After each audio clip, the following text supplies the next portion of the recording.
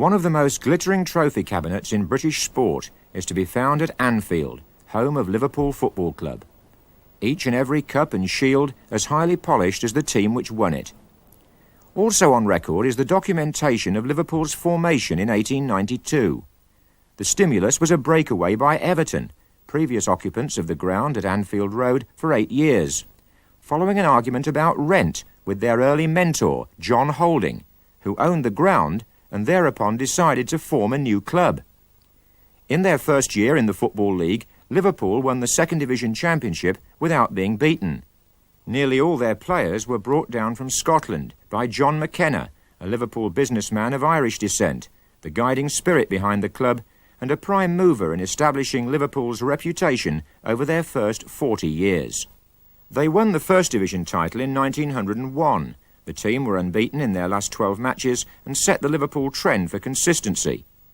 They were captained by Alex Raisbeck, a Scottish international centre-half who played nearly 350 games for Liverpool. He was part of 3 championship sides, 1 in the Second Division and 2 in the First, which Liverpool won for the second time in 1906. That was the first season that the celebrated goalkeeper, Sam Hardy, spent at Anfield, where he won most of his England caps. By the time Liverpool reached their first FA Cup final in 1914, the club had switched to those now familiar red shirts. This was the last of the 20 finals to be played on the old Crystal Palace ground in South London. The nation was enjoying its last few months of peace, and the huge arena housed a massive exodus from Lancashire. On the day, any view was a good view. It was the first time a reigning monarch had attended football's premier event, but King George V presented the cup to Burnley, who won with a goal by ex-Evertonian Bert Freeman. Liverpool had to wait a further 51 years to win the cup. But after the war, they were again a force in the First Division. They won the championship in 1922, and the same team retained the title a year later, again 6 points clear of their nearest challengers. Liverpool's excellent defensive record was due in no small part to Ulsterman Elisha Scott, a revered figure at Anfield between the wars. He made 467 appearances and nearly as many great saves. His rivalry with Everton's Dixie Dean, another hero of that period, was part of Merseyside folklore. The defence the great goalkeeper commanded included 2 other Liverpool stalwarts, Ephraim Longworth, who captained England, and Don McKinley, the Liverpool skipper in those championship years. In 1926, South African Gordon Hodgson joined Liverpool, and in the next decade set a club record of 240 goals, all but 8 in the league. But it was Everton who were Merseyside's next champions. The scenes at Goodison Park when the neighbours met in October 1927 reflected the passionate following for the two clubs and mirrored their intense rivalry. Goodison had staged the first Merseyside derby in 1894, soon after Everton moved out of Anfield, and by now the partisan feeling for the two clubs even divided families on Merseyside. This was the year Dean's 60 goals propelled Everton to the league title, while Liverpool finished a modest 16th. But league position has never mattered when the Reds and the Blues meet, only the occasion and the result.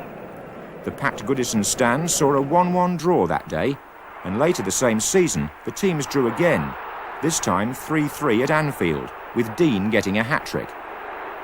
That was the last time Liverpool fans on the Spy and Cop were to get wet at a derby match. A new roof was built over the famous terrace in the summer of 1928. A crowd of 55,000 were at Anfield the following January to see Liverpool and their reluctant young mascot take part in a gripping occasion. In the FA Cup fourth round, their opponents were the outstanding cup team of the 20s, Bolton Wanderers. Winners of the first Wembley final in 1923, winners again in 1926, Bolton were chasing their third triumph in 7 seasons. Liverpool supporters had yet to go to Wembley, but if they had to take their hats off to Bolton, there was no doubting their own loyalty. Even then, attendances at Anfield were not far short of an average of 40,000. Shirt numbering was still several years away, but newsreel film of big matches was becoming popular in the cinemas. On this occasion, there were no goals to capture. And having drawn stubbornly at Anfield, Bolton won the replay 5-2. The cameras again followed Liverpool's FA Cup fortunes in 1935. At Yeovil and Petters, would-be giant killers, are out to kill Liverpool, who are playing in dark shirts. Liverpool immediately get into their stride and attack. Now, keep the party clean. Carry on, please. And Liverpool does carry on, with goal after goal.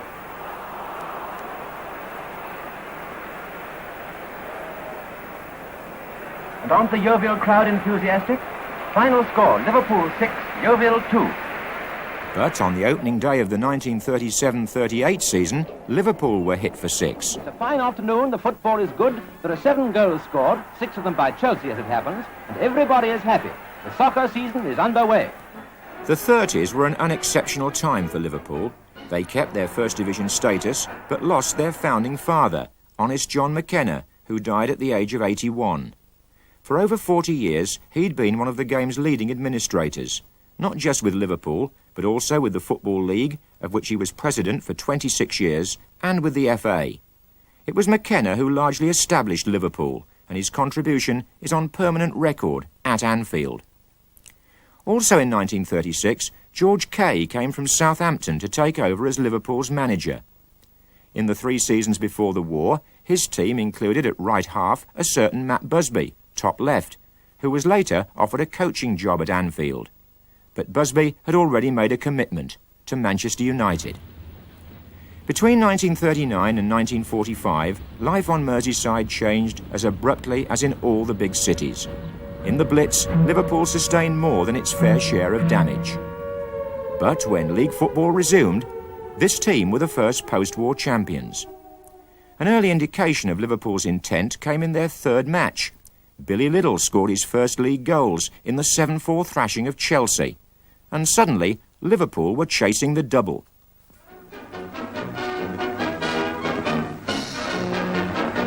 Liverpool kicked off against Birmingham City at Anfield on a frozen, snow-covered ground that made football a really tricky business.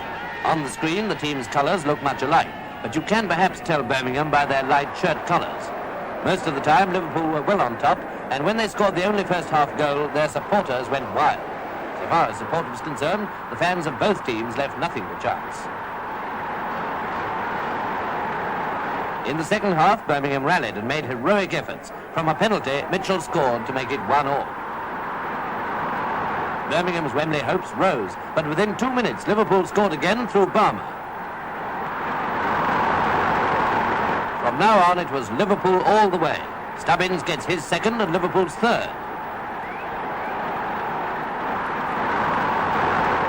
Liverpool clinched their right to play in the semi-finals for the first time since 1914, when Stubbins did it again. In the semi-final, Liverpool met their 1914 conquerors, Burnley, at Ewood Park. With no score after 90 minutes, Liverpool do all the attacking in extra time. They force a corner. Fagan takes it. The ball goes to Bill Liddell, who kicks it out of play. Yet another goal kick, and that's it. 120 minutes of football, and the score is 0-0. But in the replay at Main Road, with Liverpool now in white shirts, Ray Harrison scored the only goal for Burnley, and Liverpool were left to concentrate on the league.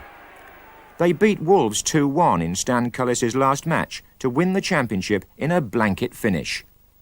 The immortal Scottish international Billy Liddell, an Anfield legend over 22 years, was at the peak of his powers.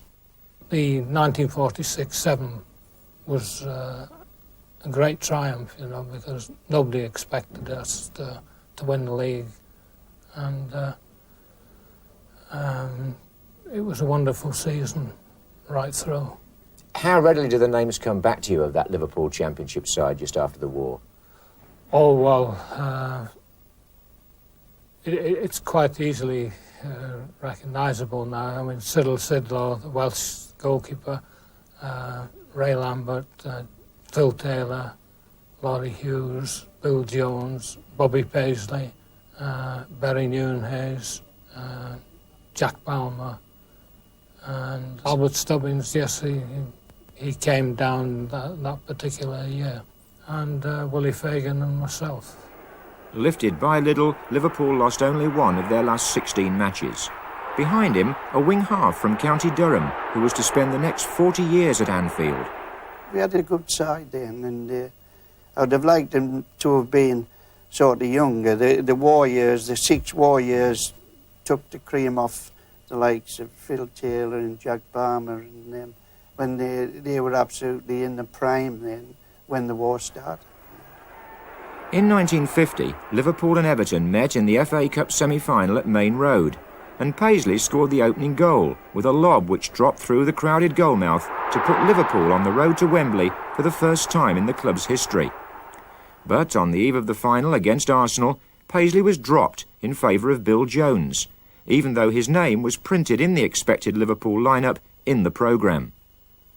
And I missed the cup final, of course, and there was no substitute. So, but I did. The FA awarded me a medal for them. But it was a disappointment, and one that stood me in good stead often after, because when I was in the manager's seat, and then I had to leave someone out of games, then when I said I knew how he felt, they knew that I did. Well, here we are, on the way to Wembley on the day, and what a day. The prospect was indeed a wet one. Quite a number out of the vast throng of football fans had come by car, regardless of expense. As a matter of fact, neither the price of petrol nor the filthy weather could rob anyone of their enjoyment on this outing. Then forth came the teams. Arsenal in white shorts, Liverpool in white shirts and black shorts. Taylor won the toss from Mercer, and a few seconds later the rivals were all set to go. Arsenal kicked off and at once thrust forward towards the enemy's goal, but they didn't get far, Liverpool soon checking them and clearing downfield.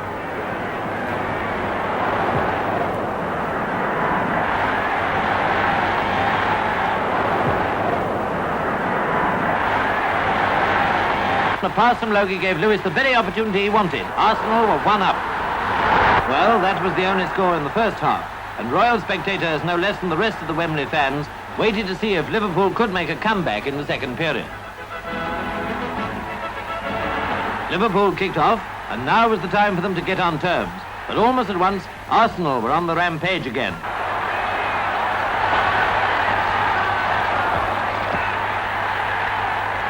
And within about 15 minutes, a centre from Cox was banged home by Lewis. Arsenal 2 up.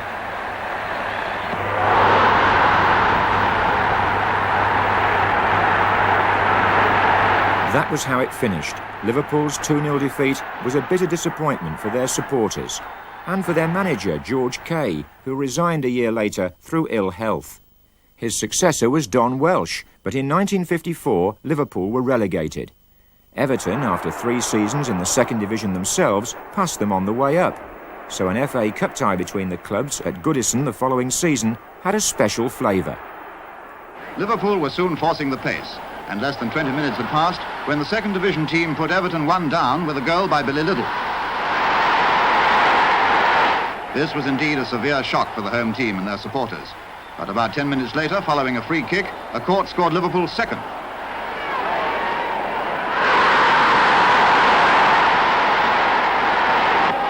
The visitors kicked off in the second half and were subjected to a resolute onslaught by Everton. Holding out against it, Liverpool returned the compliment presently and scored through Evans. Yes, Liverpool were right on top now, and when Evans did it again to clinch a 4-0 victory, all Everton's plans for Wembley were finally upset. Surprise, surprise. But Liverpool found it hard to get out of the second division. In 1956, Don Welsh was replaced by former captain Phil Taylor. A terrible cup defeat at Worcester hastened his departure, and when in December 1959, Liverpool's next manager was welcomed by Chairman T.V. Williams, the whole outlook and destiny of the club was about to change.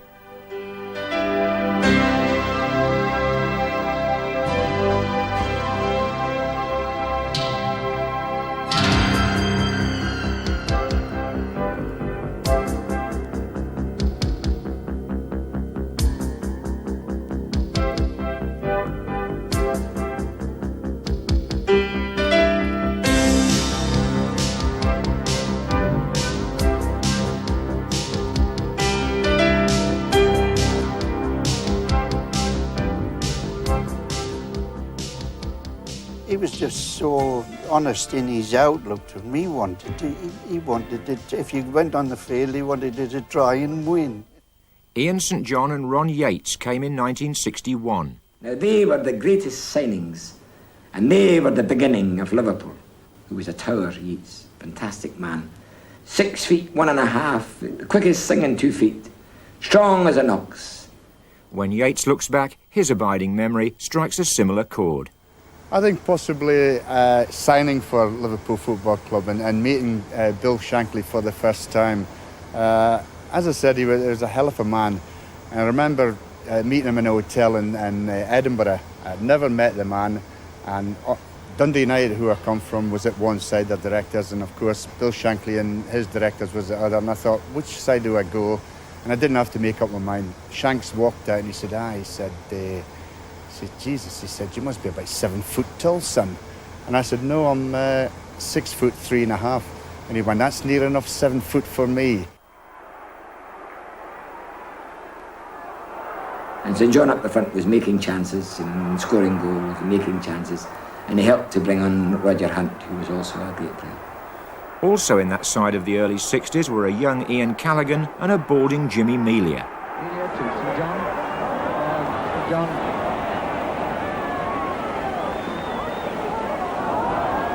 St John now going forward. Oh, and beautiful pass. This is the second one. No, it's not. Yes, it is.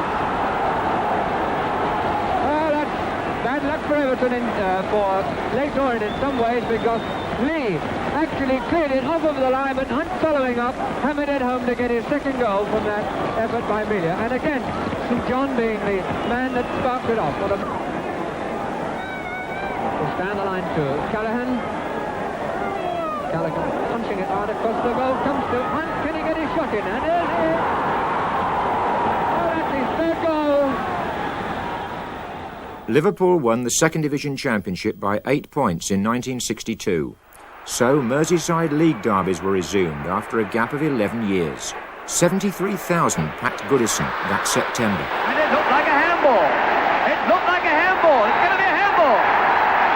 Yes, a penalty to Everton. Werner coming up for the penalty. 28 minutes of play gone. Werner scores.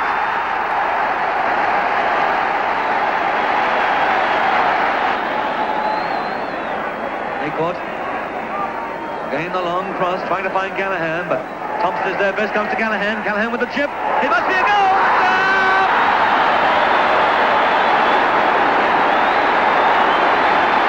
5 minutes before the interval. To Billy Bingham. Vernon. Dion Vernon with a shot. Comes out. Pinellas dropped it. Come out to Morrissey. Morrissey shoots! It's in the net! It's in the net! Morrissey has scored!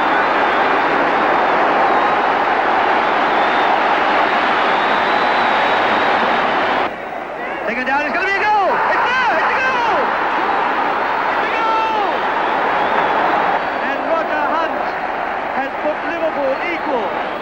Although it was Everton who went on to win the championship in that 62-63 season, Liverpool were more than keeping their feet in the First Division. A very, very good effort indeed by St John there. He killed it with his thigh, turned and placed it. It wasn't a question of just whacking it somewhere. He placed it in the far corner of the net to put Liverpool 2 goals to 0 in the lead, and this after just 3 minutes play of the second half. Melia taking it forward for Liverpool to St John, and a magnificent goal by St John. But St John and Liverpool experienced dejection in the FA Cup semi-final at Hillsborough in 1963. They lost 1-0 to Leicester City and a smiling Gordon Banks. But it was boom time on Merseyside. There was plenty of work in the docks, with Liverpool's pride as a port a constant reminder of the city's great trading tradition. Behind the ships and the cranes, Merseysiders were invading the world of show business. Stars of screen and stage put the city on the map. And at the same time, its pop musicians simply took over the charts. Anfield's own Mersey sound brought the BBC's Panorama to Liverpool the day Shankly's team clinched the championship in 1964. The gladiators enter the arena, the field of praise. Saturday's weather perfect for an historic Scouse occasion.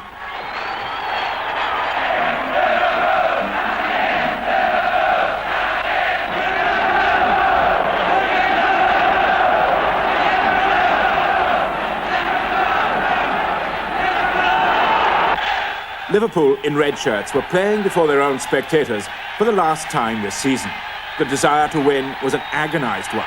They would be the champions of England, and they wanted their own people to see them become so. They care so much about football. This season, over 2 million people on Merseyside have watched Liverpool or their neighbours Everton, last year's champions. But they don't behave like any other football crowd, especially not at one end of Anfield Ground on the Kop.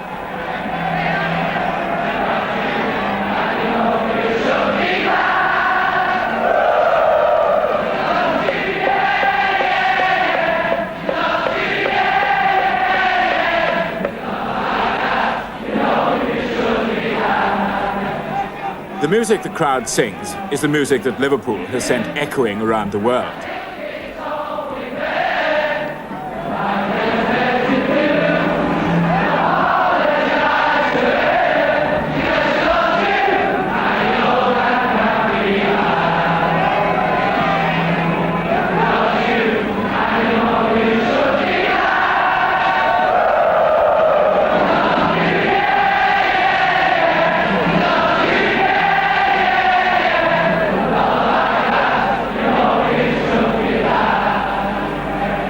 It used to be thought that Welsh international rugby crowds were the most musical and passionate in the world.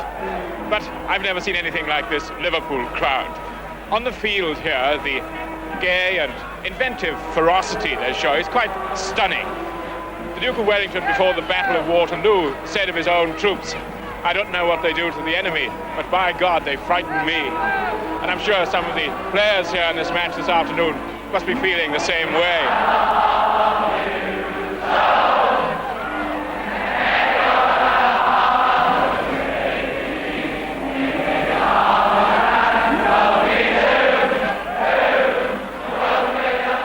An anthropologist studying this Kop crowd would be introduced into as rich and mystifying a popular culture as in any South Sea island. Their rhythmic swaying is an elaborate and organised ritual. The 28,000 people on the Kop itself begin singing together. They seem to know intuitively when to begin. Throughout the match, they invent new words, usually within the framework of old Liverpool songs, to express adulatory, cruel, or bawdy comments about the players or the police. But even then, they begin singing these new words with one immediate, huge voice. They seem, mysteriously, to be in touch with one another, with Wacker, the spirit of Scouse. The spirit is good-humoured and generous when they're winning, but not necessarily when they're losing. On Saturday, they were certainly winning.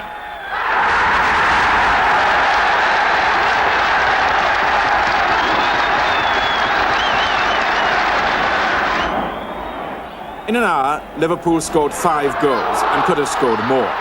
Their poor, sacrificial victims were Arsenal, Southerners.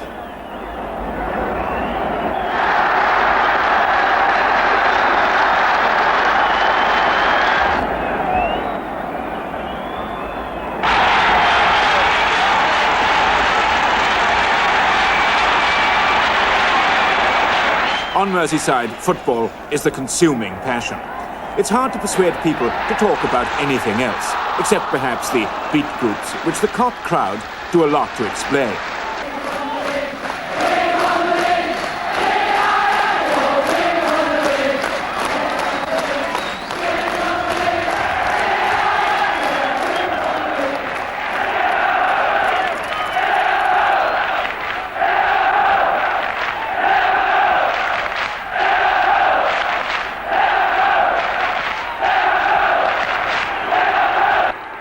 When Arsenal returned for the first match of the following season, it was the BBC's first ever Match of the Day. Hunt, it's a goal!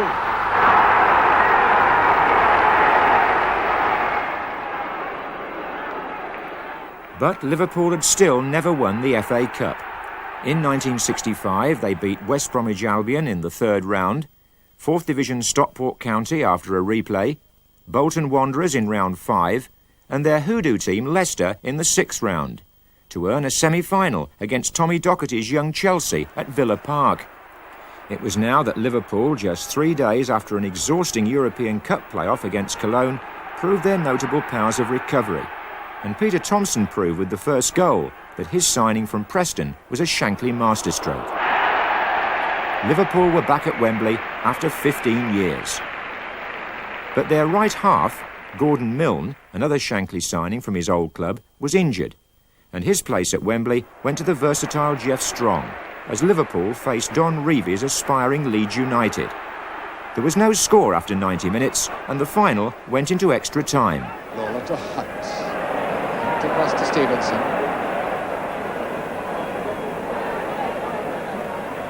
Stevenson. Oh, here comes Byrne. Yes, a goal by Hunt. Roger Hunt has scored. And they've gone mad. And onto the field.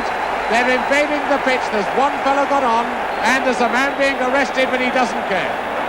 E-I-A-D-O, we've scored a goal. My goodness, we've never seen this at Wembley before. 2, 4, 6 policemen, and he's still waving his rattle. 5 minutes before we have a break in extra time.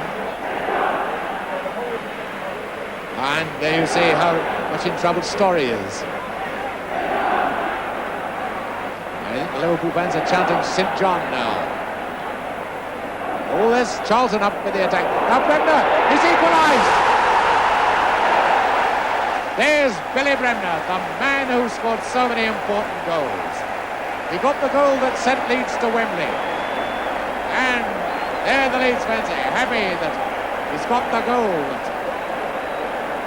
It's made it 1 each. Here come Liverpool again. Not hurrying things, because the team that panics now will lose this cup final. It's out to Callaghan. Hesitating it too far. It's a goal!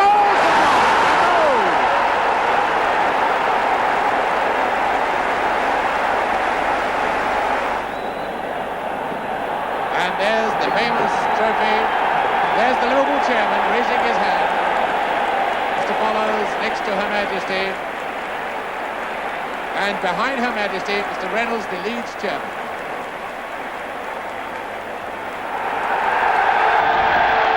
See, winning the cup for the first time was the greatest emotional day for Liverpool in the history of time. Well, it had taken 72 years for the club to lay their hands on the trophy. For many Liverpool followers, this was the unforgettable day. The resilient spirit of the 1965 side was passed down to their successors in the red shirts for the next 20 years and more.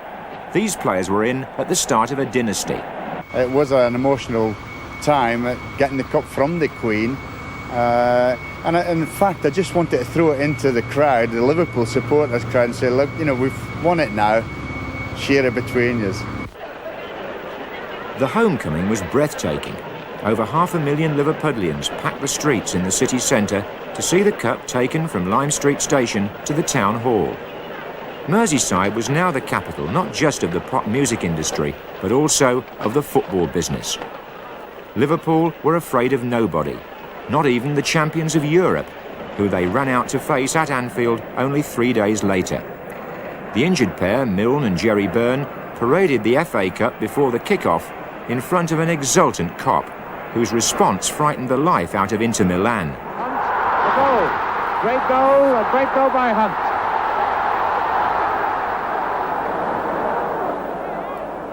Everyone back in defence now. Hunt, John Callaghan, he's done it. Strong going on his right. Hunt is onside. Yes. A great save as St John has scored. And that could put Liverpool in the final. 3-1 to Liverpool in the first leg of the semi-final. But Inter had too many tricks up their sleeve in the return in Milan. And a 3-0 defeat there meant Liverpool had to wait 12 more years for the European Cup. The following season, they regained the League Championship.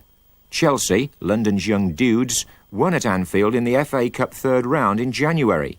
But when they returned for the league encounter in April, Chelsea were cast strictly in a supporting role, lining up in a guard of honour to applaud the champions-elect onto the pitch. The professional respect in which Shankly's team were held was there for all to see. And if one player, by his modesty and dedication, summed up those 3 memorable seasons at Anfield in the mid-60s, it was that indefatigable goal-scorer, Roger Hunt. This was 1966, the year Hunt helped England to win the World Cup. He received a knighthood from the Kop, who christened him Sir Roger. And these 2 goals helped Hunt break Gordon Hodgson's record and finish his Liverpool career with 285 goals in 489 appearances. That season, Liverpool used only 14 players, 2 of whom played just 4 games between them. Shankly would announce his team, saying it's the same as last year. And the celebrations were starting to acquire a familiar pattern.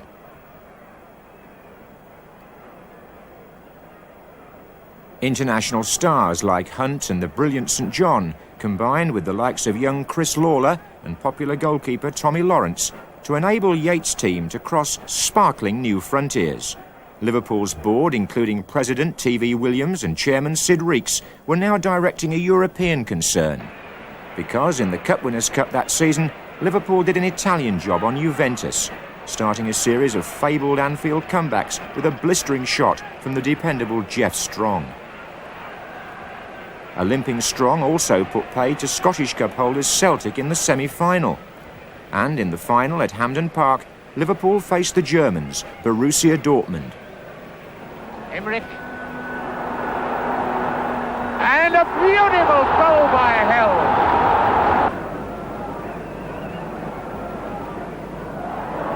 This is number 11, Thompson. The linesman is flagged. The linesman is flagged. The referee's given the goal. And the linesman's put his flag down. And it's an equaliser by Hunt. Smith, and is that long one to Hill? That's the dangerous one. A goal! Oh, it's a goal by Lee Buda! Shankly's team needed new blood, and the first injection of fresh talent came from Blackpool the following March. Emlyn Hughes is debatable if there's a better player in the game. Oh, he's got everything. Ability, guts, he's quick, good in the air. You name it, he has it. Shorter-term buys were Tony Haitley from Chelsea and teenager Alan Evans from Wolves for £100,000. What never changed were the epic battles with Everton, now covered by the BBC in colour. Hughes!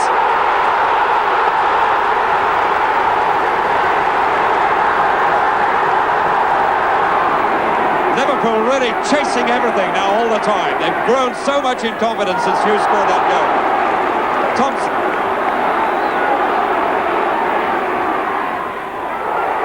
Yes, own goal! Sandy Brown.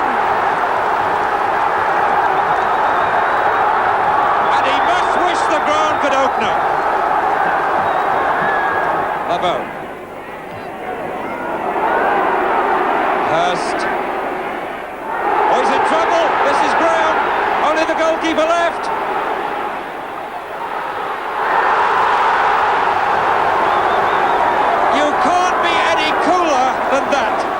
But the cold wind of change was affecting Liverpool's older players. Several bowed out after a numbing cup defeat.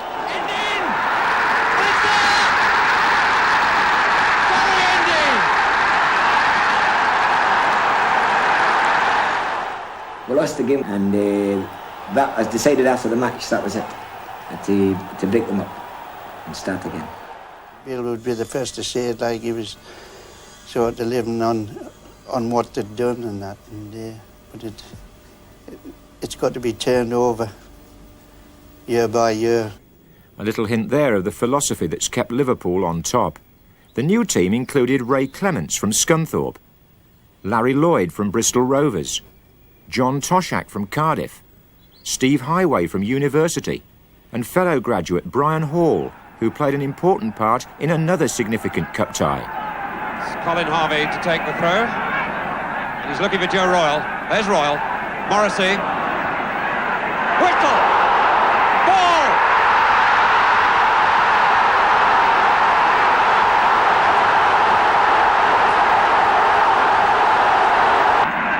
Lindsay. It's Highway. Rankin. And Morrissey. Now Whittle against Smith. And Smith too strong.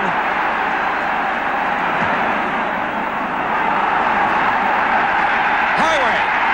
Evans. Yes!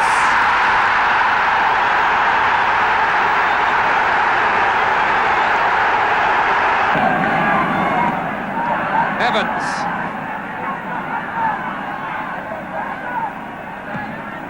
Oh, what a good reverse ball. Hall.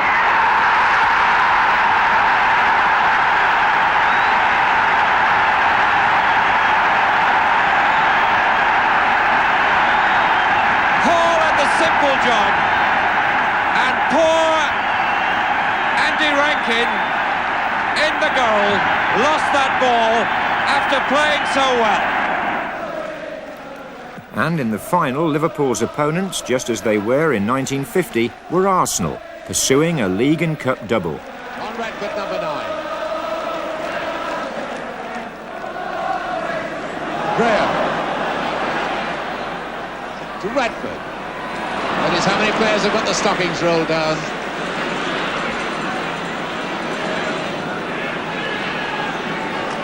Simpson. Lloyd. Hughes to Thompson. Highway. Oh, he scored! Highway's done it! 1 minute of extra time, and Highway sold the dummy to Bob Wilson. George to Kennedy.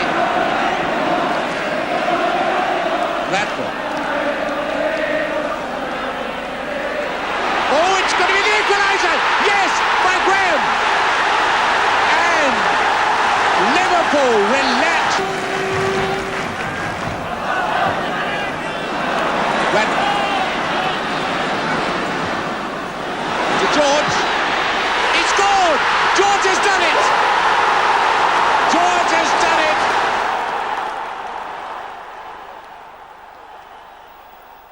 Watching Liverpool's defeat at Wembley was a 20-year-old who Shankly had signed from Scunthorpe only a few days earlier. And at the start of the following season, he took just 12 minutes to make his mark. Got too many front, that's Keegan. Keegan with a chance, and he has scored! Kevin Keegan has scored! Liverpool just missed out that season, but 1972-73 brought a new championship. Highway's pace. All is square, number 8.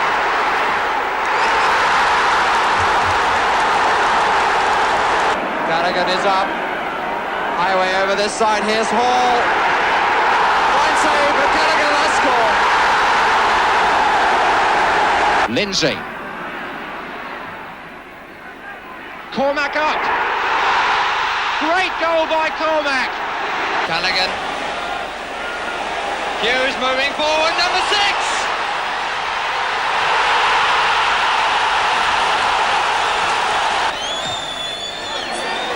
Keegan going. Hughes! The league title was virtually settled on Easter Monday, when arch-rivals of the 70s, Leeds United, were beaten at Anfield. Peter Cormac, scorer of the first goal, was a typically astute Shankly signing. And with nearly 56,000 Liverpool supporters remembering that it was here at Anfield that Leeds themselves had locked up the championship 4 years earlier, revenge was duly taken. The Yorkshire side made a present of the second goal to the magnetic Keegan. It was Shankly's third title, but his first for 7 years. And now there was the UEFA Cup to go with it. Tosha, Keegan, 1-0. Hughes, hooks, Toshak, Keegan, 2-0.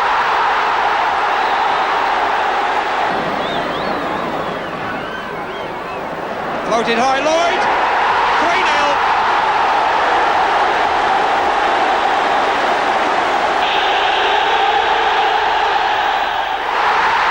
That was a supreme save by Clements. It was also Liverpool's first European trophy, but Shankly left no doubt where the club's priorities still lay. I would like to win the European Cup naturally, because that's the ultimate in Europe. But the main thing in our bread and butter is this. And that's what we want to win all the time. Never mind Europe. I'm glad I'm in Europe. It's been a great thing for Liverpool, great thing for the country. But this is our bread and butter. And this is the one that we want. But when the league title couldn't be arranged, the FA Cup was a nice consolation prize. Keegan! Goals pay the rent, and Keegan does his share. Flick by Toshak the highway. Could this be two? Yes! Callahan's available behind Keegan. Beautiful ball to Smith. He didn't have to move to get it. Paul to Smith. Highway, Liverpool showing the party pieces. He wasn't offside. Smith. Yes! Keegan second. And Newcastle were undressed.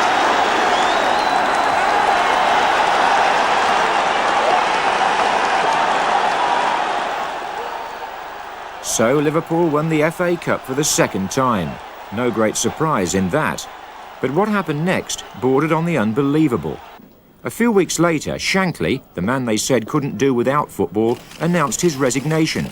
And he meant it. I think that if you've got a pressurised job over a long period of time, which has been a long time here, 14 and a half years, I think that there comes a time when you're a little tired, a little fed up, if that's the word, and that you feel as if, goodness gracious, why should I carry on?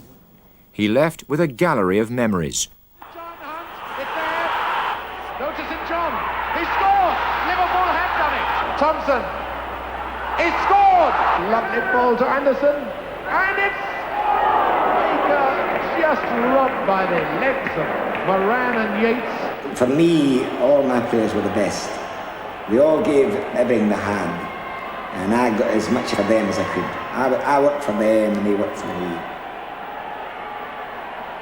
Not only are they great supporters, but they're a sense of humour. And their sayings, if you like, their chants. It's so simple. Get it, give an early pass, then it goes from me to somebody else and it switches around. I mean, football's a matter of life and death. I said, look, it's more important than that.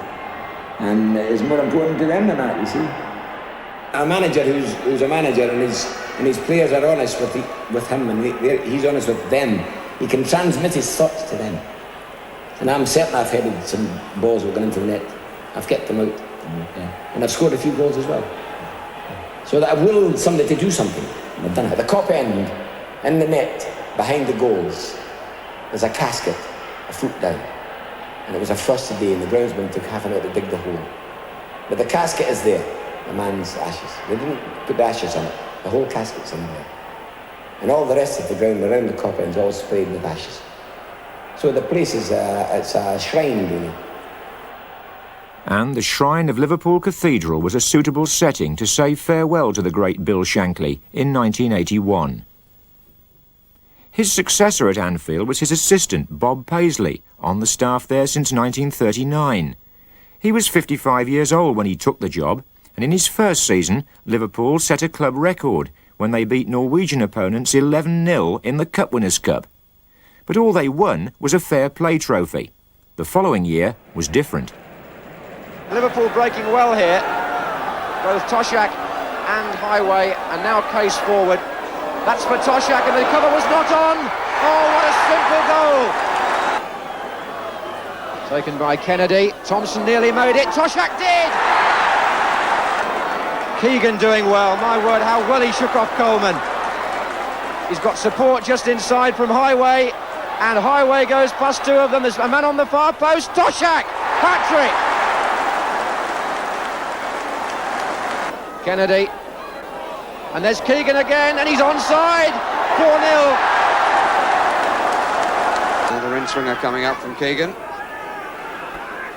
Toshak must be for Fairclough. And Smith read it so well.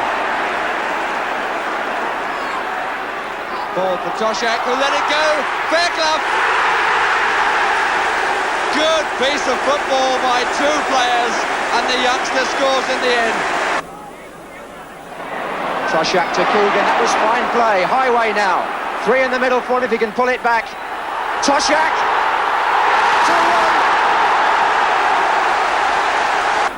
2-1. Keegan. Liverpool spreading out now. That's a fine ball for Kennedy. And what a fine goal! Hughes. 2 to his right. Keegan. Hughes again, it's a great move this. Oh yes, Emlyn Hughes. It's Kennedy number 5, turned through to him by Keegan. Fairclough on the far post waiting, there he is. At Wolverhampton, Liverpool required a win or a low-scoring draw from their last match to take the title. When Steve Kindon scored, it raised Queen's Park Rangers' hopes of staying top. But Liverpool proved their oldest adage, every game lasts 90 minutes. Under 15 minutes left and Liverpool still looking for this vital goal. Chipped up in the box, on by Toshak to Keegan, and the old firm have done it. 1-1, and that will be enough. Look at the delight on those faces of players and spectators.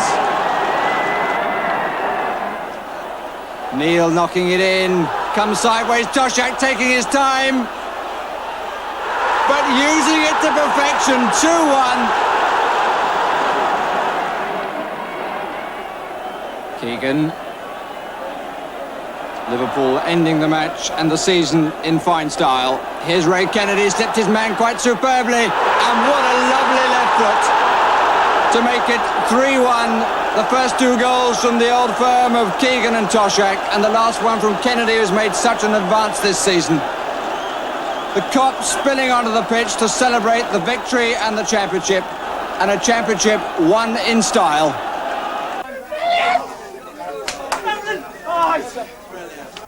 Again, there was a double of League and UEFA Cup.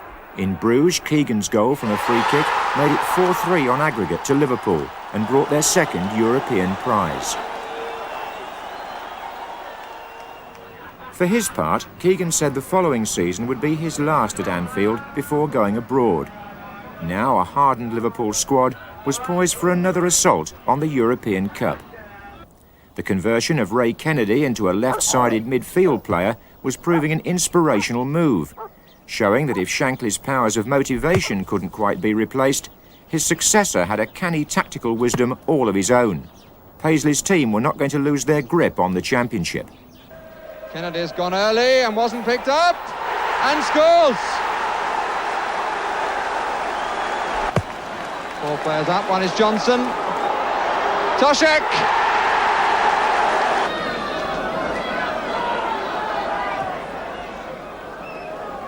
Here's Keegan! Oh, slightly backward of McDermott. Murray changing his mind. Keegan couldn't get there. Callaghan, yes! Oh, there were bodies all over the place. Johnson. Neil has taken it well. McDermott!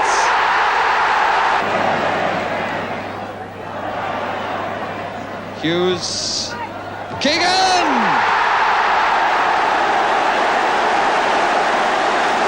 Up comes Callaghan. Fairclough. Did well to get across in. Highway! This is Kennedy. Keegan jumped well. Case!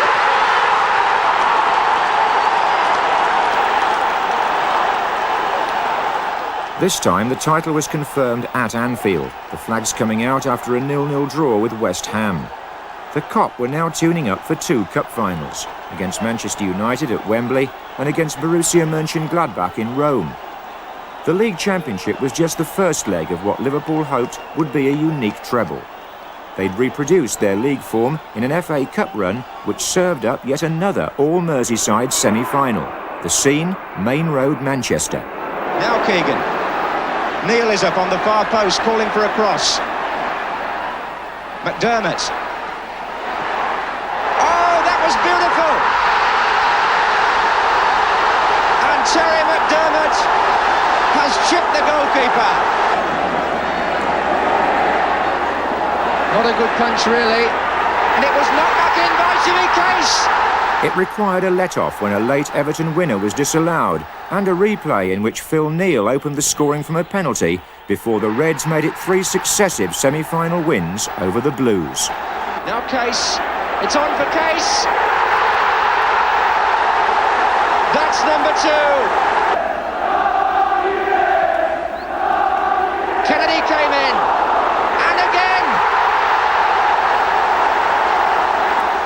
In the European Cup, progress was equally dramatic.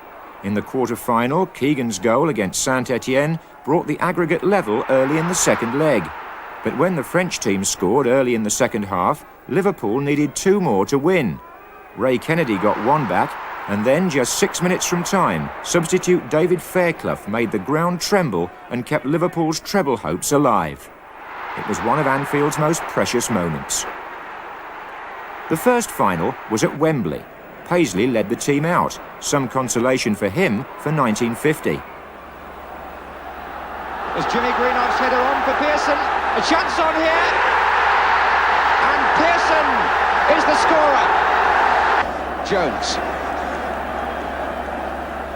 Case, good turn. Oh yes!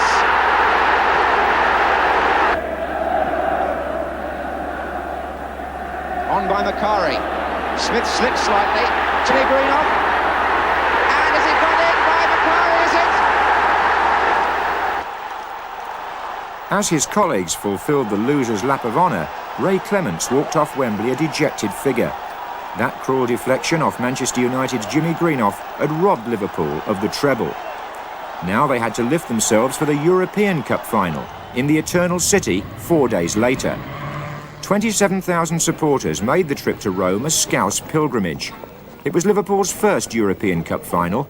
Their opponents were the classy West German champions.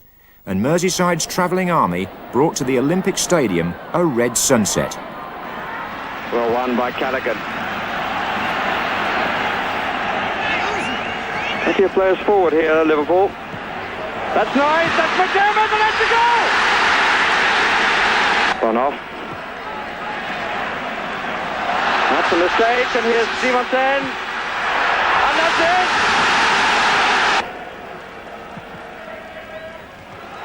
Oh yes! And what a delighted scorer! It's Tommy Smith! Look at it again! Keegan. Foul, but it's going on! And what about it? Yes!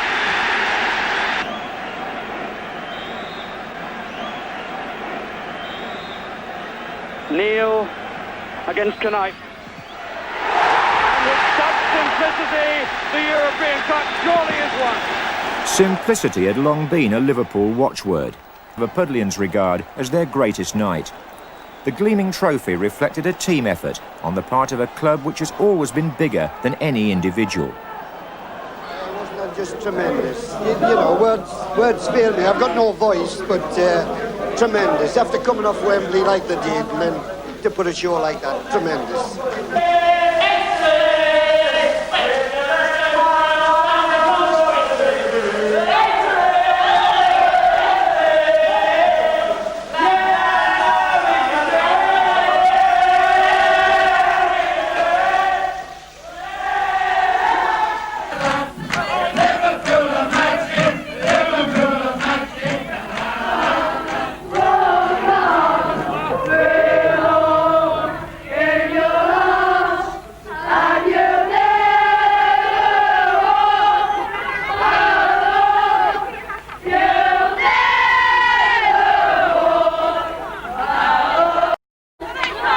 The buffet that we had was the best buffet I have ever seen. It was miles and miles long, and we've picked, all the players and wives are there, the officials, we've picked up things.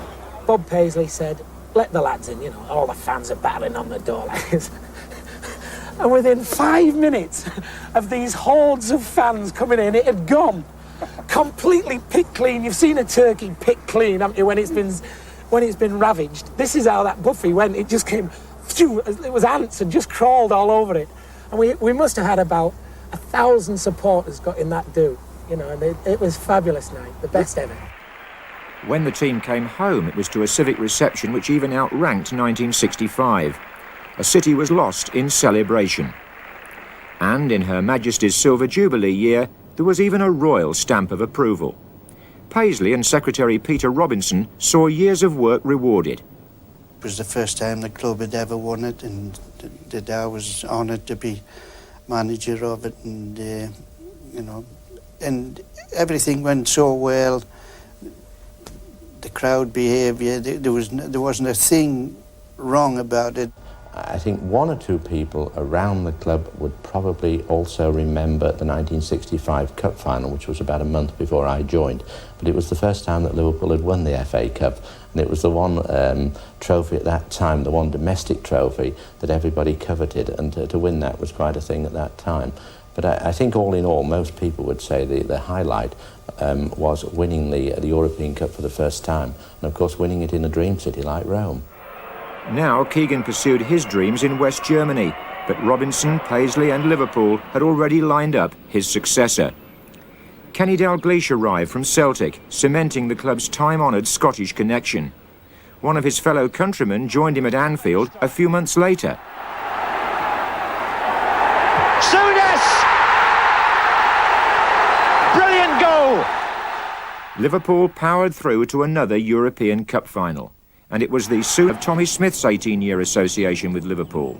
Anfield-born, his very roots were in the club, and the 633 games he played. Ian Callaghan played 848 matches, an all-time Liverpool record. His debut came in Shankly's first season, the only Liverpool player to travel from the second division to the heights of Europe. The new Liverpool were ready to rewrite the record books. The championship team of 1978-79 is felt by some devotees to be the club's finest ever. They punished Spurs and their Argentine imports with 7 strokes of the cane, the last administered by Terry McDermott, who climaxed a typical run from midfield with one of the best goals ever seen at Anfield.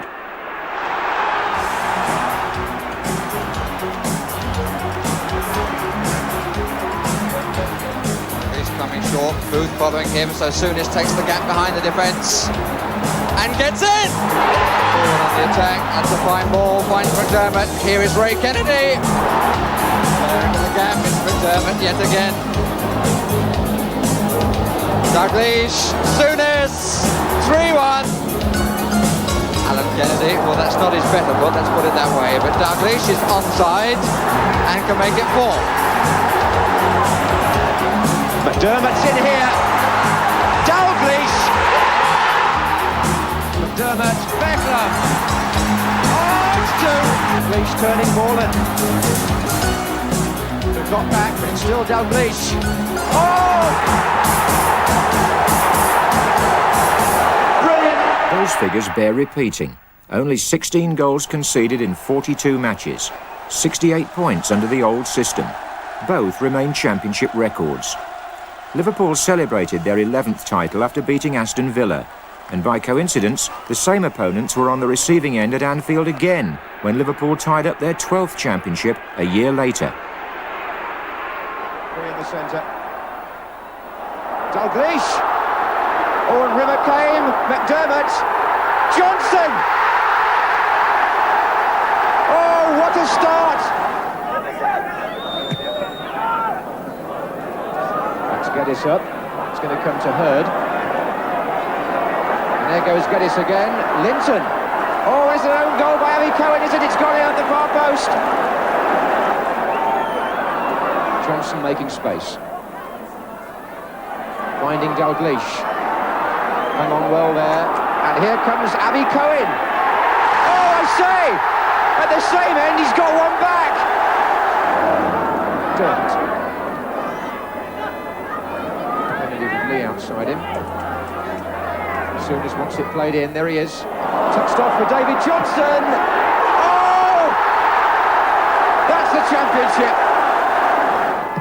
Taken by McDermott. Kennedy's coming in here. Oh, it's in! Kennedy won a championship as a teenage striker with Arsenal. Now his midfield elegance made him a priceless asset. He, out of them all, was the one that they were more concerned about than anybody in my time as manager and playing in Europe and that.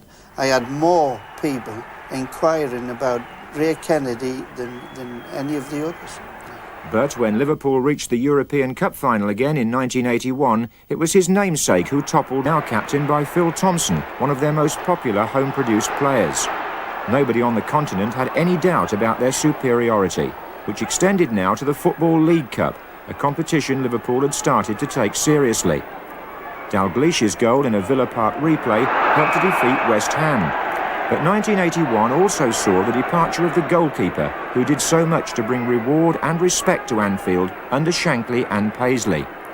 Ray Clements deserved to be mentioned in the same breath as Elisha Scott and Sam Hardy. Clement's successor was an eccentric, colourful figure who'd served in the Rhodesian army. At first, Bruce Grobbelaar was not everybody's idea of the dependable figure you'd expect to find keeping goal for a team which left as little to chance as Liverpool. But in the years which followed, his agility and athleticism meant he hardly missed a game. Although Grobbelaar's first season looked a lost cause when Manchester City came to Anfield. Here's Kinsey. Francis screaming for it on the edge of the box. Reeves with a back flick, and it's gone in! And Grobbelaar's misery is complete.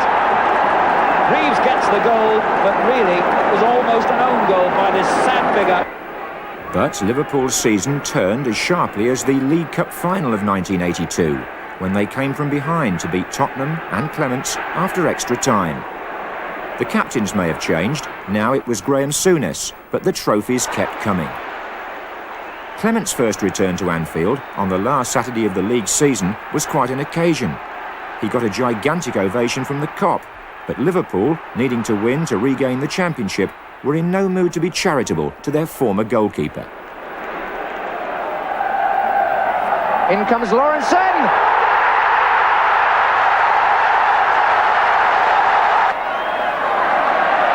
Dalglish.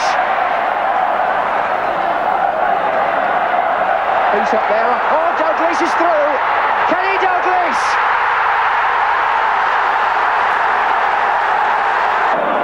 Miller's header, it's going to come to Whelan, and Whelan makes it 3-1. John Smith, Liverpool chairman since 1973, presented the trophy to Souness. This championship had been won from the back of the field. Liverpool, 12th on Boxing Day, lost only 2 of their last 25 matches. Their 13th title was the first for a skinny figure who was to become the most prolific goals-per-game marksman the club had ever had. Oh, and on for Rush, got a perfect through ball. And what a brilliant goal. Ian Rush celebrates the goal, but Kenny Dalglish, the creator supreme. As a boy in North Wales, Ian Rush supported Everton. Now he showed them no mercy. Rush to his left. Onside, Ian Rush. 1-0 Liverpool, brilliant goal. Marvellously made by Alan Hansen. And put away by Ian Rush with the minimum fuss. Here's Hansen.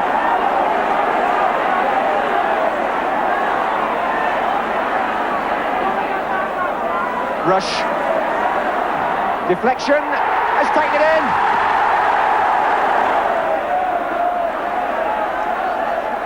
Oh, he's got 3, Dalglish.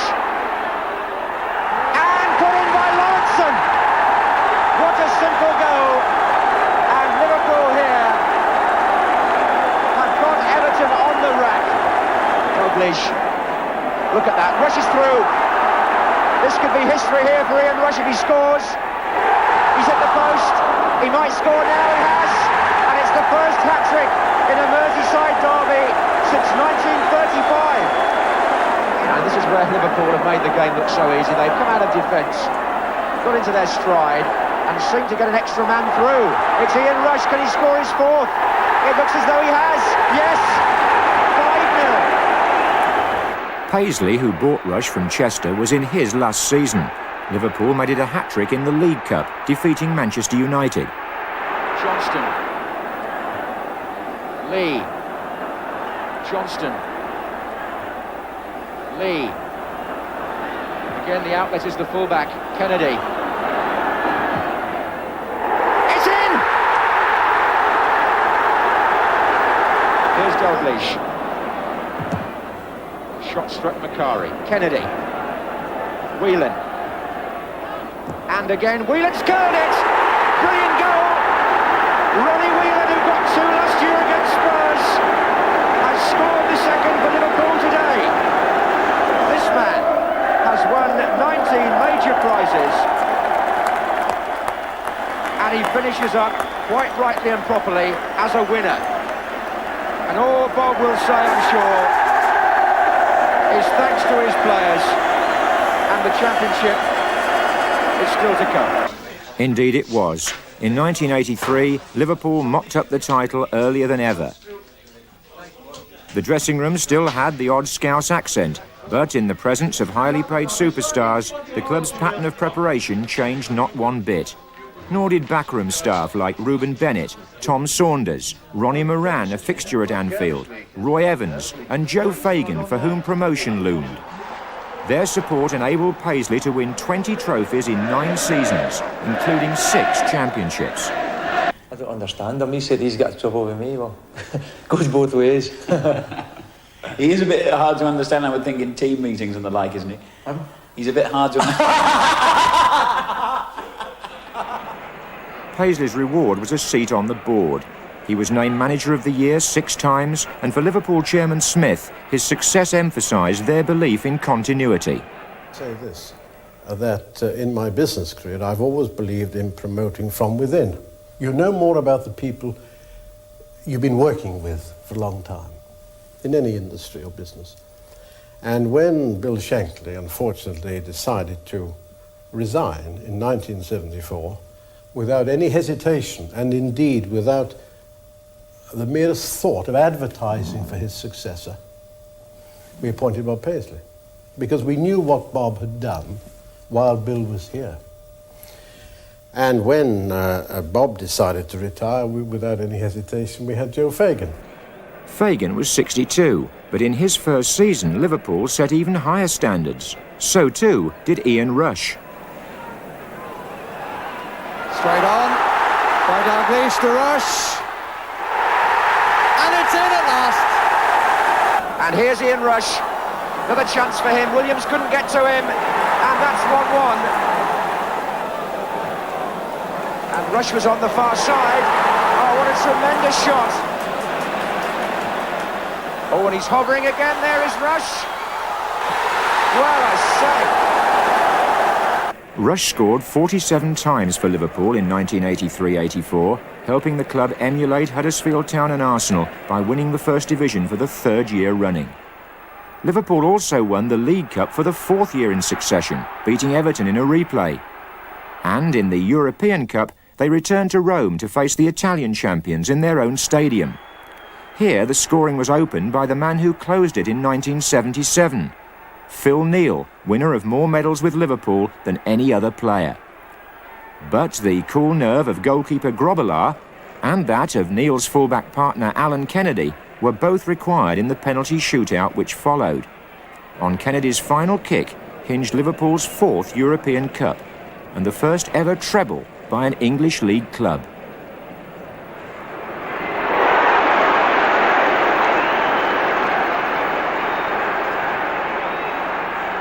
Souness now left for Italy.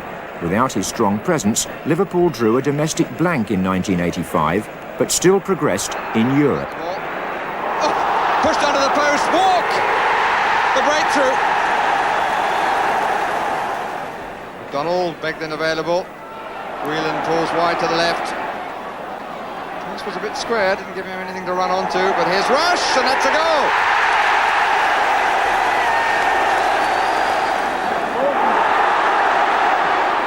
The Rush! 2 goals in a minute. Both for Ian Rush. Dalglish coming at the back. Oh, that is a magnificent goal for Jim Beglin. But before Liverpool's 5th European Cup final, half an hour of madness and mayhem cast a deep shadow over 93 years of near-exemplary conduct. 39 people died in the shame of Heysel. My main reflections and conclusions are that it should not have happened. I think had everyone done what they should have done, there would not have been a Heysel disaster. Unfortunately, it's a fact of life, it did happen, and it's something that very sad that Liverpool are going to have to live with now for a very long time. With Joe Fagan's resignation, Liverpool again kept the manager's job inside Anfield, but moved it down one generation. Now the club had their first player manager.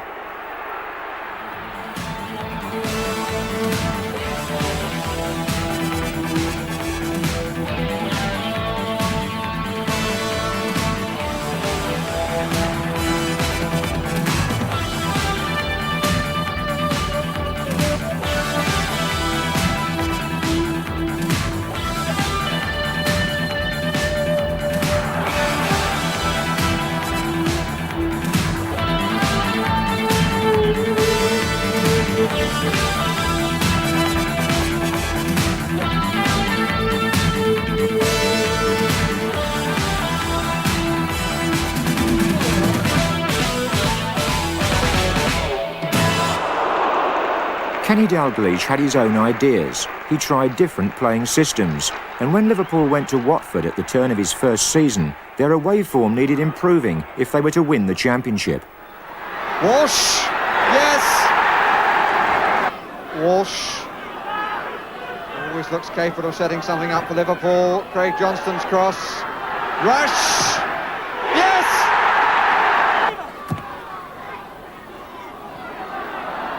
Oh, it's a bit short, and here's Walsh. No doubt now.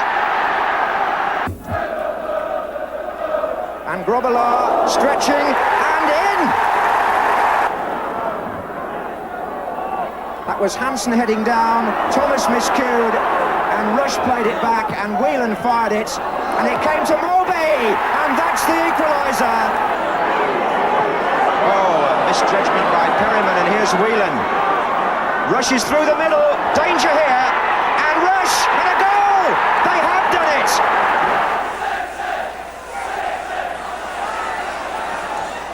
Dalglish, here's Mulby, and now Johnston, and he fires it across McMahon! For a lot of that first season in charge, Dalglish kept himself on the bench and had to keep the doubters at bay. But when he put himself back in the team on the run-in, the effect was devastating. Gillespie, Beglin again. Whelan. And Dalglish is in here. Yes!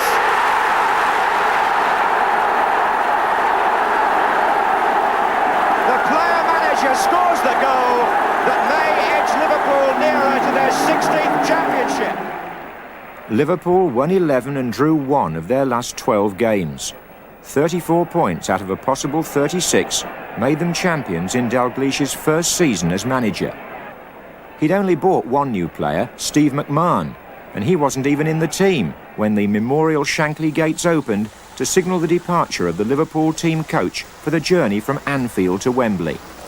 This was the occasion Merseyside had waited for nearly a century. Liverpool versus Everton in the FA Cup final. We're going to win 3-1. What about you? No way. Everton by 2 goals.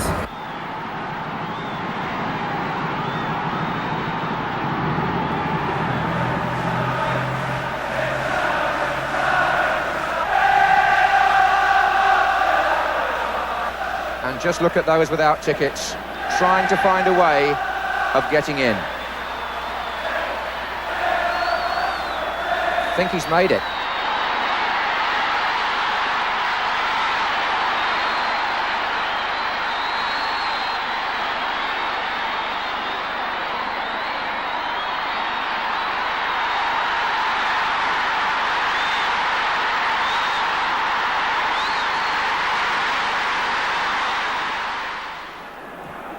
Molby to Dalglish. Now Reid. Lineker off through the centre again. This is promising. Lineker for Everton. Saved by Grobbelaar. Lineker. 1-0 to Everton. Here's Whelan. Molby. And here's Rush. Onside. Ian Rush. Goal. The referee was knocked over in the excitement, but Ian Rush has equalised for Liverpool.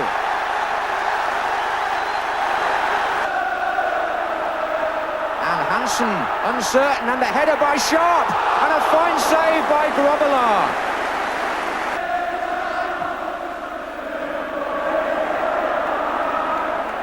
Here's Rush. Dalglish is up, so is Molby here. Dalglish, no, Johnston, yes! 2-1 to Liverpool. Craig Johnston. What a turnaround. This is Rush. Molby again.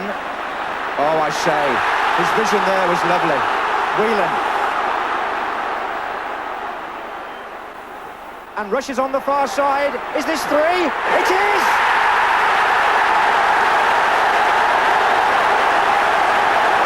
Ian Rush again, and surely now the double is about to be won. And Liverpool Football Club, under their player manager Kenny Dalglish, have become only the 3rd team this century to win the First Division Championship and the FA Cup. The marvellous double in the same season. How they've proved the doubters wrong.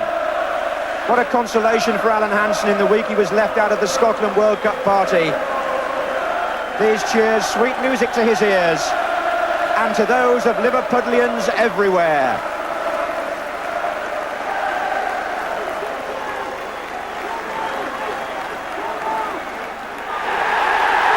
Liverpool have won the double.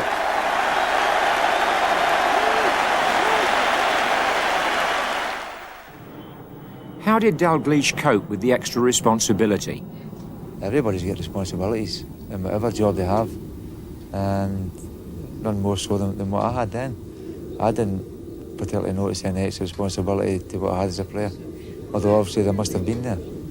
But you just got on with the job in hand and try and do it to the best of your ability. Unfortunately, the first season it worked out tremendously well for us. It was a dream come true for everyone, and it was far more than anyone ever expected.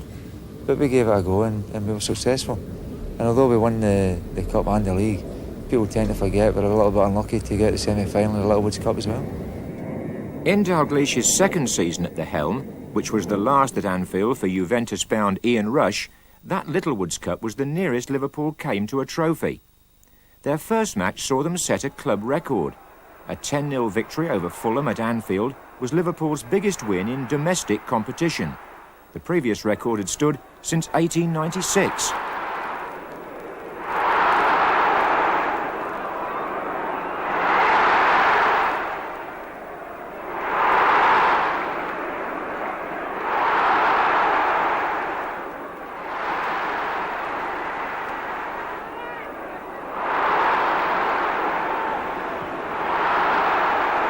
In the quarter-final at Goodison, Rush crept nearer to Dixie Dean's record of 19 goals in Merseyside derbies, which he in fact equalled before he left for Italy. Rush! Yes! It's the old story yet again. When Liverpool went to Wembley to face Arsenal in the final, they'd never lost in the 144 matches in which Rush had scored. That's a great ball. This is Steve McMahon. O'Leary coming across. He's left Rush. Arsenal ruined that record, but not Rush's figures of 207 goals in 331 Liverpool matches. Peter Beardsley could not be expected to replace Rush by himself, not even at a British transfer record fee of £1.9 million. To help him share the load, Liverpool had paid £750,000 for John Aldridge.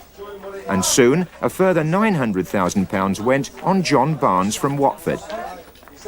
When Liverpool unveiled their new team and their new alternative strip for the first time at Highbury in August 1987, a crowd of 54,000 saw all three new players figure in the first goal of the club's 96th season.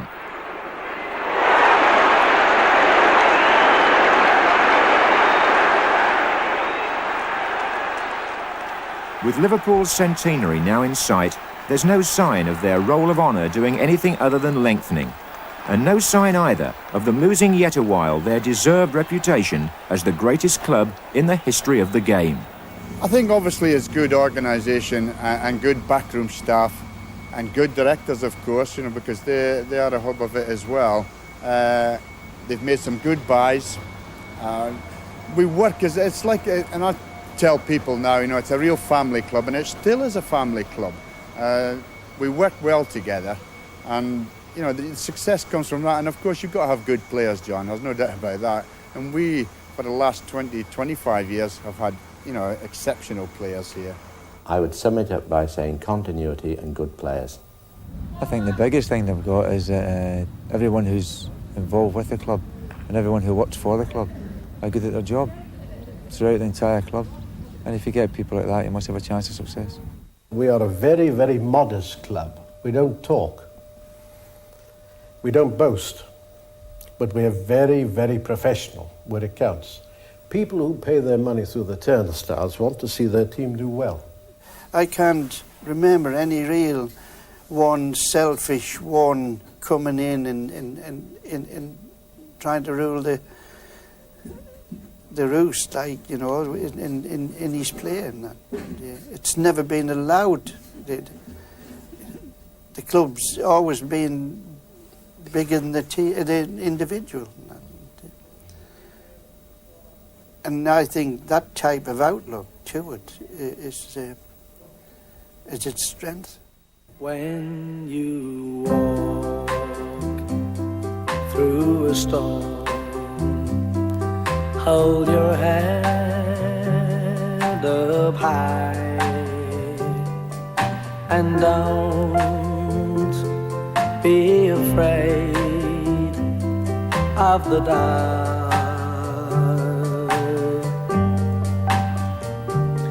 At the end of a storm, there's a golden sky and the sweet silver sound of a lark.